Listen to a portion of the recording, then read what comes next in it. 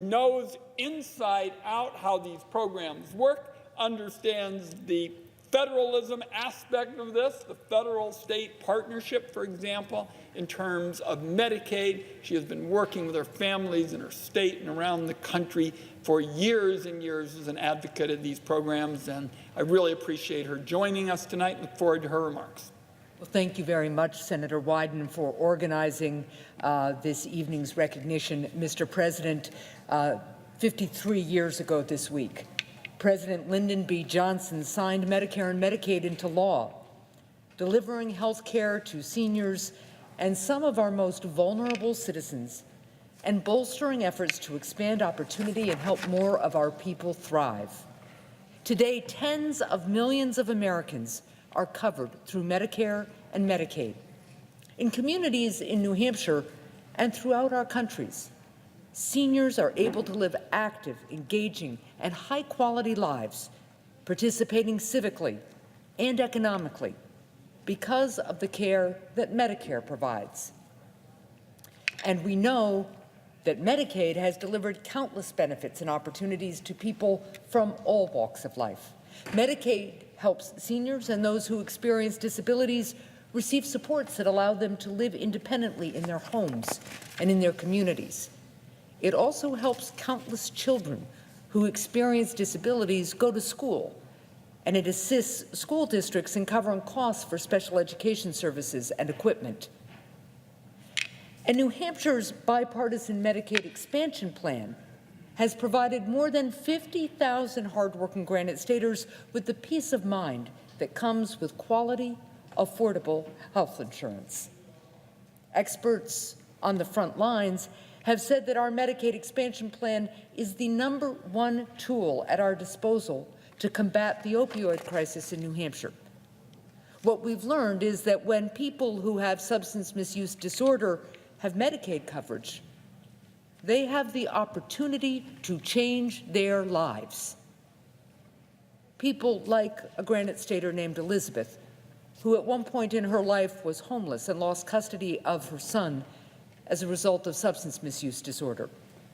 Elizabeth is in recovery and works at the SOS Recovery Community Organization in Rochester, a facility that recently celebrated an expansion to ensure that they can help even more people in need.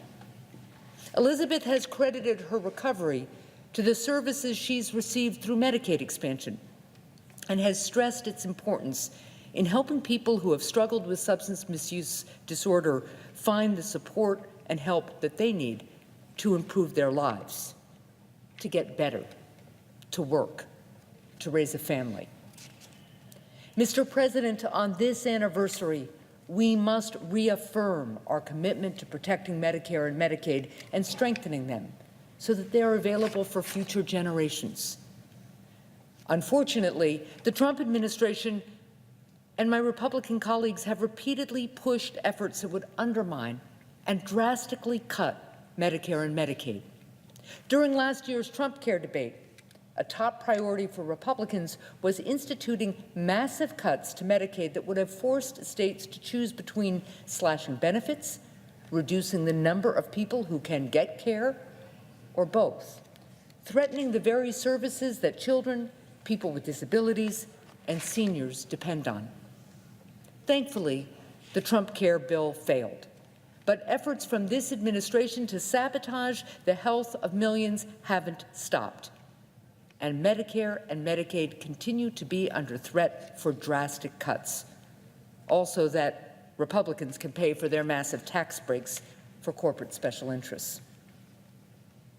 These attacks on our health care must stop. Our constituents understand the benefits of these programs, and they want us to work together to safeguard them so that they are available and effective for our seniors, our children, our most vulnerable, now and in the future. Mr. President, with the creation of Medicare and Medicaid, our country acknowledged an obligation to protect the health and wellness of our people. And it acknowledged, and it has seen, the value of doing so for individuals, for communities, and for our economy. Mr. President, 53 years ago, Americans made a promise to each other. As a self-governing people, has the unique privilege and power to do. I'm going to continue fighting to make good on that promise for years to come.